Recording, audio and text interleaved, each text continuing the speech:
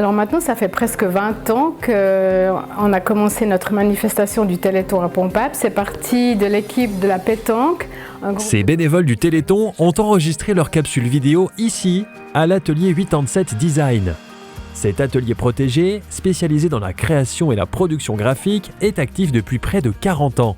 Il accueille aujourd'hui une vingtaine de travailleurs et travailleuses adultes en situation de handicap physique, bénéficiant d'une rente AI reconnue depuis la fin de leur scolarité jusqu'à l'âge de la retraite. Oliver, par exemple, travaille activement sur un calendrier.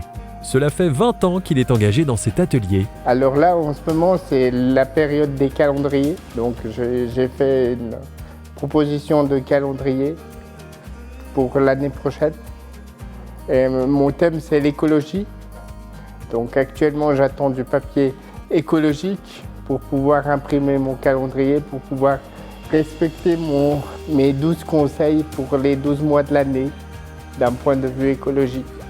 De pouvoir avoir un lieu où créer sans forcément avoir trop de stress ou de contraintes de production. Et c'est bien là toute la particularité de ce lieu. Les personnes qui y travaillent peuvent se former et s'épanouir sans le stress de la rentabilité. On n'a jamais fait de prospection auprès des grandes entreprises, dans le sens on préfère rester quand même dans l'univers du social. Ça pourrait être un argument, en fait, voilà. Le seul problème, c'est qu'on ne va pas pouvoir répondre de manière aussi immédiate, les exigences qu'on pourrait avoir dans la communication. On est face à des grandes entreprises, c'est que tout se fait dans l'urgence. Et là, le phénomène d'urgence, il n'existe pas tellement ici. La formation continue des travailleurs et travailleuses est une priorité.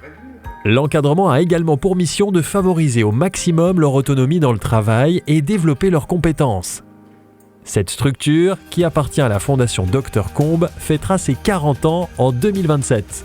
Un anniversaire qui témoigne de l'importance d'avoir ce type de structure, trop peu nombreuse, bien qu'essentielle pour les personnes en situation de handicap.